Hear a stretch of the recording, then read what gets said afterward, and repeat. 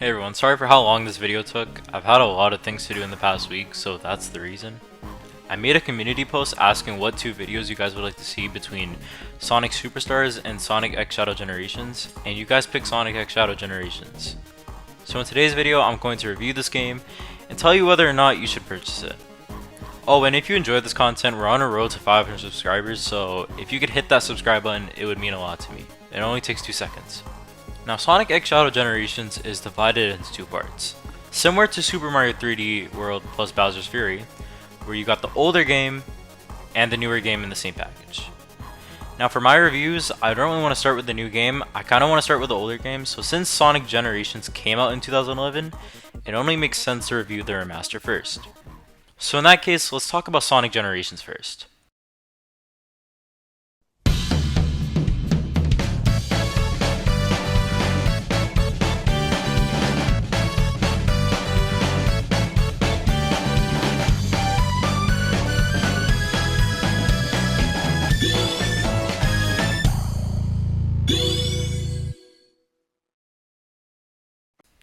Let's first talk about the story of this game since it's not really interesting. The story talks about classic Sonic in his own timeline, getting disrupted by a monster called the Time Eater. We then cut over to modern Sonic and his friends having a birthday party thrown for Sonic, until the Time Eater comes into his time and throws Sonic's chili dog. Yes, that's canon. I'm saying that's canon.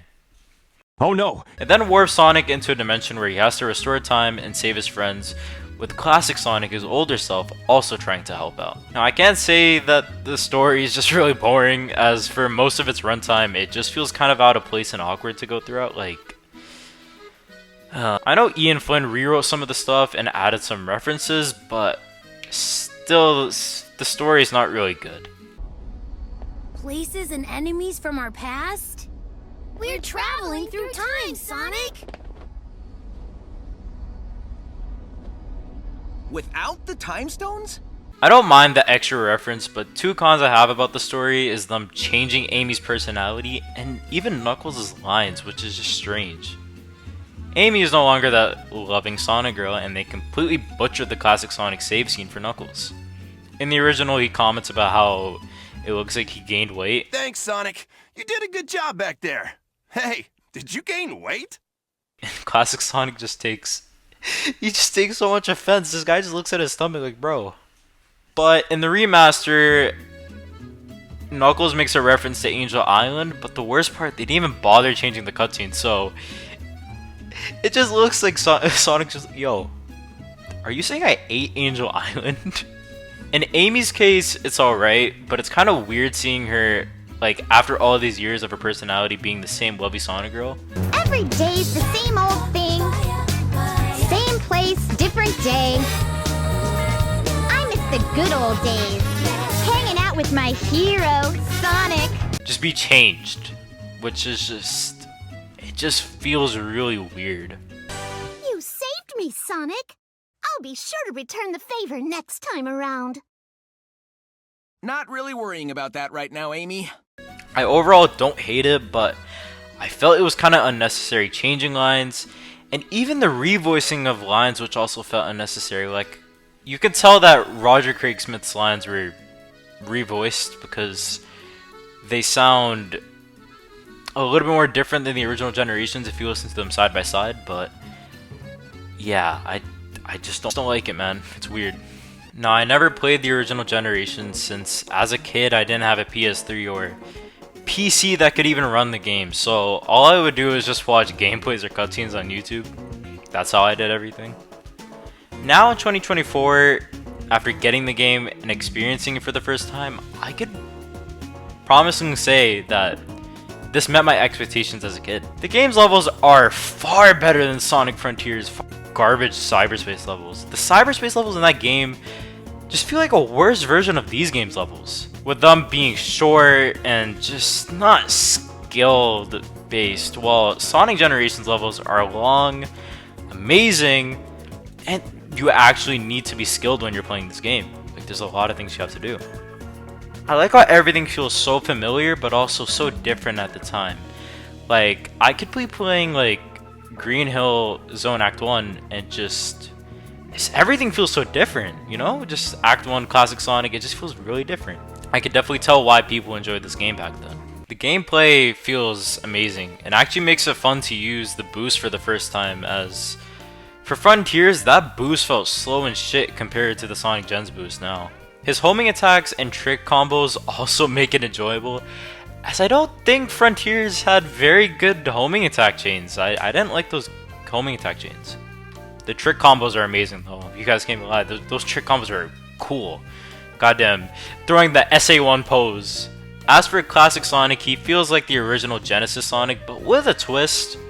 Spin Dash is very powerful, while also he has his new drop dash ability, which is just kind of fun to use. As for graphics, they're still the same as before. I don't really see a change, but some of me wanted to have a bigger graphical improvement. But I still do love the older graphics, and they still look great for their time. I'm not saying they don't look great. Luckily they did not change the cutscenes, or else we would have gotten another version of the shitty remaster of Sonic Colors. Lucky for us, he's not very good at keeping things hidden. True, it would be pretty hard to miss a giant floating space amusement park surrounded by planets.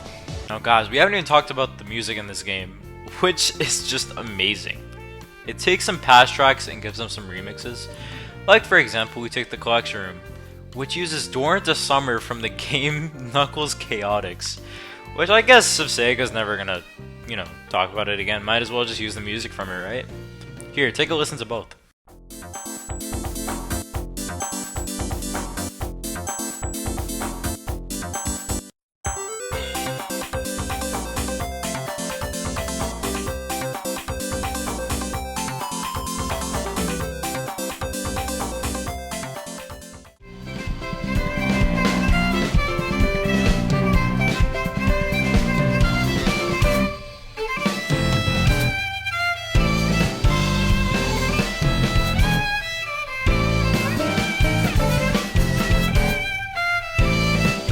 The music in this game just paints a big picture, emphasizing how good Sonic music is and how fun it is just to hum and sing along to it while you play the game. Even older tracks return like Live and Learn, and stage music from other games like Savannah Citadel from Sonic Elation. Oh my god, I love this song. Now the challenge acts are just okay. I wouldn't really go back to any of them since they're just short challenges that just feel really stupid, to be honest. Like, they're just challenge acts of stages that are just very short. But hey, they get the job done and just bringing some extra content to the game. Now as for stages in the game, we get Green Hill, Chemical Plant, Sky Sanctuary, Speed Highway, City Escape, Seaside Hill, Crisis City, Rooftop Run, and Planet Wisp. Now every stage is fine, I like them, but Planet Wisp I feel is just the worst since it relies too much on 2D for its entire gameplay. And for the entire stage, which it just feels like a drag just to even play the stage. I feel like they could have picked a better stage from Sonic Colors instead of this stage, but it's alright. It was not a fun stage to play. As for amazing levels that I think were good, I think Rooftop Run, Green Hill, City Escape, and Speed Highway are my personal favorites. I've always wanted to play Unleashed, so playing Rooftop Run cured that a little bit, and overall it was really fun running through that entire thing. Like, it just felt amazing with the music. Some might be asking why I say Green Hill, and it's just because it feels really simple and fun to run through, with the waterfall just looking gorgeous as well. Like, man, that's nice. The hub area is just okay, as it's just the void pretty much where you originally spawned in as the white space, with the levels all neatly designed in their own spots, which I actually kind of like it. Let's now talk about the boss battles in this game, which are really fun. So let's first talk about the Metal Sonic boss fight and the Death Egg boss fight. The Metal Sonic boss fight is easy, of course, since it's the first one, but it still is pretty epic, and the music during this fight is just, I love it. It really just paints the picture of why Sonic CD had such an amazing soundtrack. The Death Egg robot is also pretty cool, but not as fun. You go through the fight just knocking him and then making him hit bombs. But I found him hitting the bombs when his arm would be stunned, it was just kind of buggy, so not a bad fight. I'm gonna be talking about the Shadow boss fight and the Perfect Chaos boss fight. The Shadow boss fight was just amazing. With you racing to get these purple orbs from Shadow and powering up to knock meters at him to drain all of the rings out of him, this was just an amazing boss fight, and I always seem to come back for another fight. Like, it's just fun. As for the Perfect Chaos fight, it's more like a stage, but it's pretty fun. It's better than the Death Egg robot for me, by you navigating throughout a stage to just get a hit on his head, just land that hit. But it's a pretty fun boss fight. I liked it. Next is Silver and the Egg Dragon, but I gotta say, Silver was just disappointing. He uses his telekinesis powers to lift things up, but it really does suck fighting him, as you just homing attack stuff and soon beat him. Like, I just didn't really find a challenge for this fight. Like, it's just not fun. Except for the ending, but As for the Egg Dragon, it was alright. You homing attacked it, he would change up everything. It was overall a more funner fight. There was one funny but annoying part, and that was how many times Eggman just kept saying this one line. But overall, fun fight. The final fight with the Time Eater was overall a really boring fight. He just fires stuff at you while you try to dodge, get to the center of him, knock him. Like, it's an okay boss fight. I mean, Supersonic made it better, but it's just kind of disappointing that this was the boss fight to end it off. It just felt really boring. So, not a favorite of mine, but I respect it. Now, in my last video, I talked about the skins that were being added to the game, and I can say they do not disappoint. With Adventure Sonic being my all-time favorite, I don't know, there's something about just how blocky he looks. It just looks so cool with him running through modern levels with that blocky type skin. It looks amazing. The Jam Sonic skin is also sweet, with it being pretty fun and cool to play, but that's kind of same thing. Still, I love the skins. The Drop Dash is a new addition to the game, originally starting from Sonic Mania. It makes sense to be adding it for Classic Sonic, as it feels very normal for him to use. It's just Classic Sonic's ability now. For Modern Sonic, this wasn't really meant for him. In my first video, I discussed how terrible this would be to use throughout the modern levels. He's already boosting through the level. What does he need a Drop Dash for? And I still semi-agree with my opinion, but I still don't really find it a useful thing. Now, as for collectibles, I don't see them as a bad thing, as I did before with the Chow collecting idea. In my previous video, I expressed how much I hated the Chow collecting idea, so in this case now, I think it just promotes better level exploring. So, I mean, if you want to skip them, just go ahead. It's not really a mandatory thing, but if you want 100% the game, you gotta do the Chow collecting. As for the older collectibles that were before the remaster, like artwork, I don't really mind them too much. Fine. The song choices though, where you can collect songs, I love that part of the collectibles and stuff. Like, you could just literally bring back Live and Learn. Live and learn, hanging on the edge of tomorrow. Live and learn. These songs overall made the collectibles more worth it, as you could change stage music. Like, you could go into a stage, change the music, and it could just overall warp your view of how you play the stage. Now, in short news, you could toggle lives back on and off, which is good to know. I wasn't really a whole fan of the whole delete lives thing, but at least they made it optional for those players like me who wanted to have the option. And save slots, which I thought this game had save slots in the original game, but okay, that's pretty weird not to have in a Sonic game, but I guess save slots are now here. And now to wrap up just the Sonic Generations part, I can say in confidence that this remaster has held up to my standards and delivered the experience that I wanted back when I was a kid watching all these gameplays on the game. So this part of the game was just amazing. Now let's get into the brand new edition of this game, and that is Shadow Generations. And oh my god, they did it.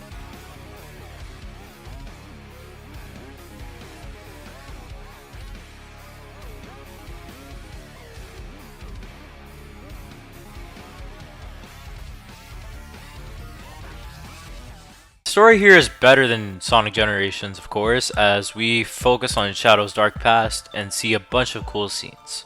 The story mainly talks on Shadow revisiting the Ark because of some unusual detection, which is Black Doom.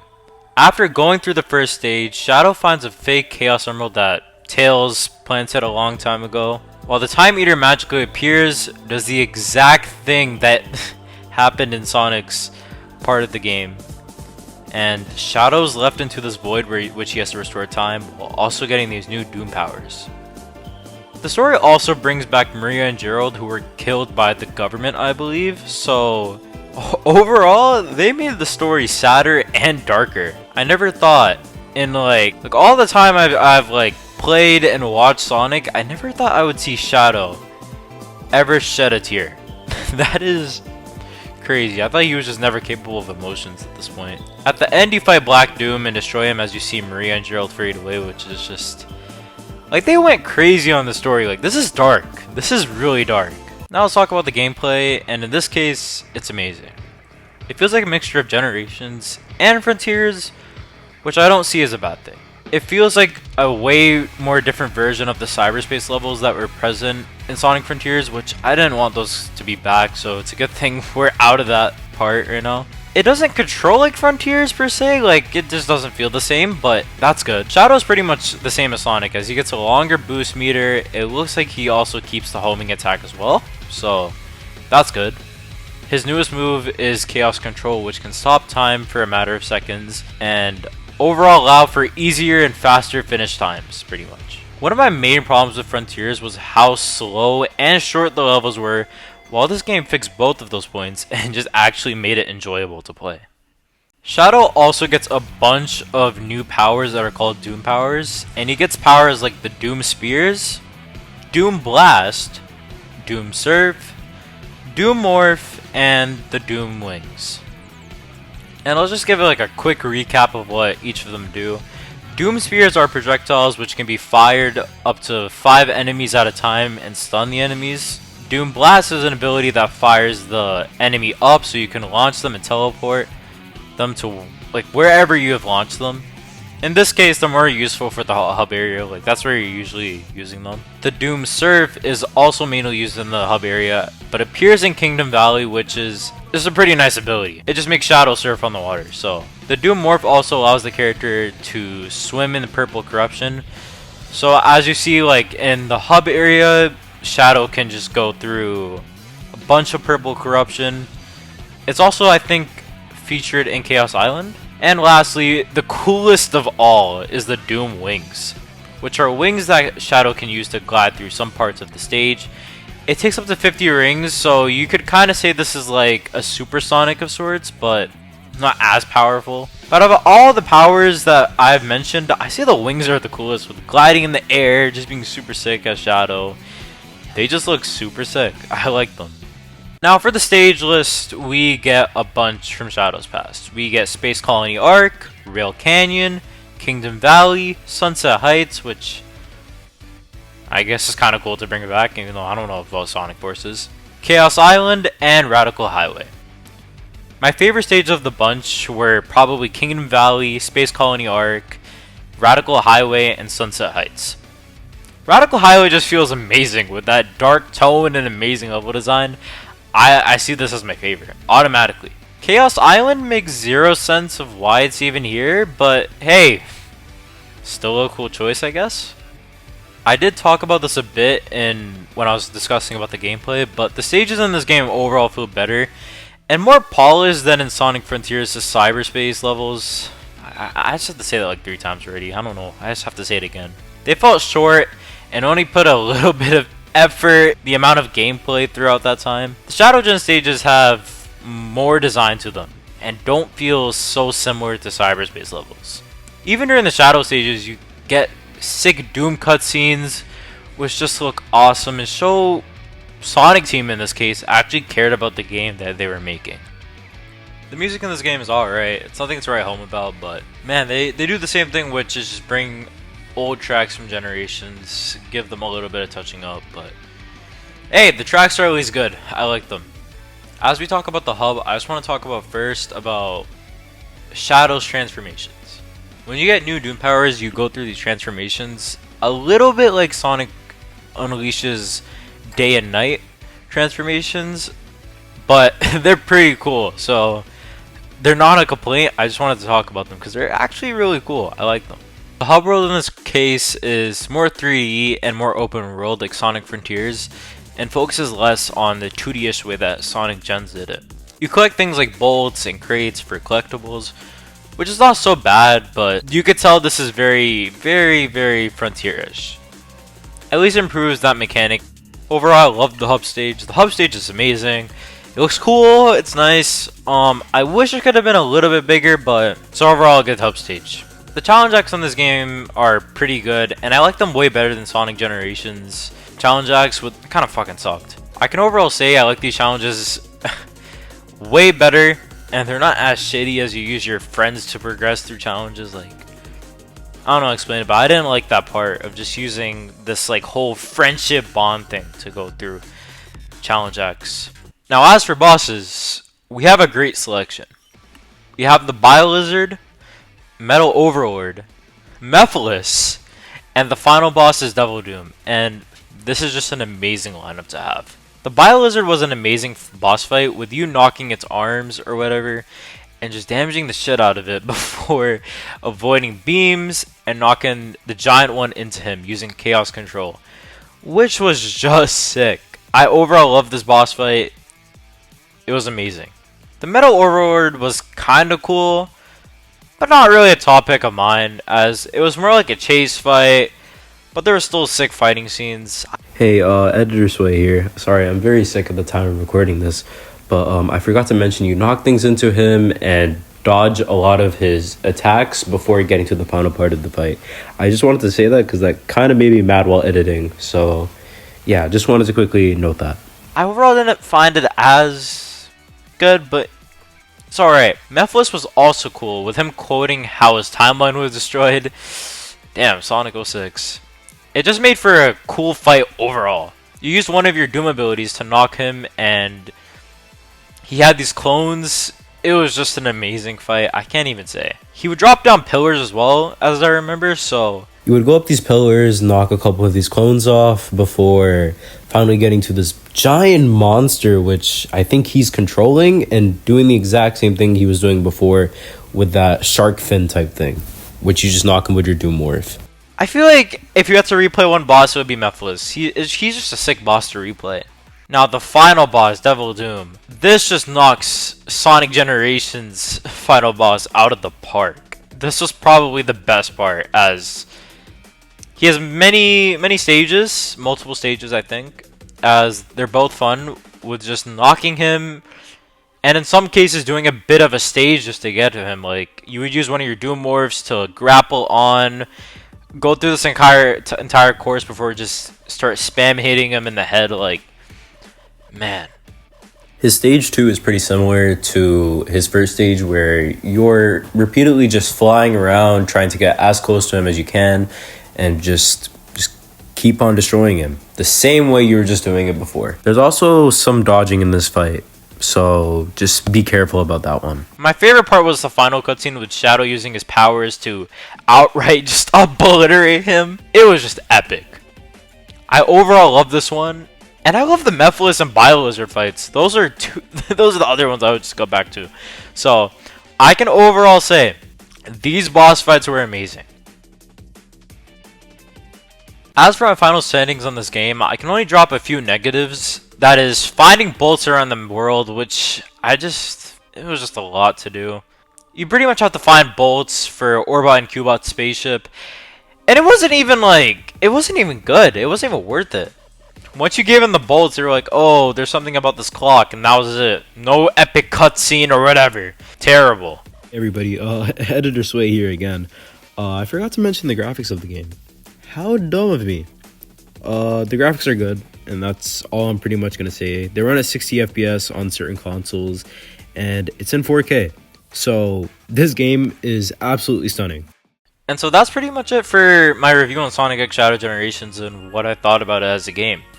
If I missed anything, or if there's something important I should have added to the review, or some improvements, please feel free just to leave them down below, as I just love reading your guys' comments. In my opinion, paying $50 to $60 for this game is not terrible, as this game gives a lot of content for that price. Do I recommend buying it? Yeah, I do. It's good. And any Sonic fans who watched the movies, played Generations back in the day, would love this game. All I have to say is just thanks for watching my first ever long review video on a game like this. I'll be doing more of these, and by doing more of them, I mean I'll be improving my talking points and how I say everything. I can't emphasize the amount of growth ever since I started posting back on this channel. So I just wanted to say thank you to all my fans out there who are just supporting me. Anyways guys, thanks for watching. Comment, like, and subscribe if you want to. And I'll see all of y'all later. Anyways, peace.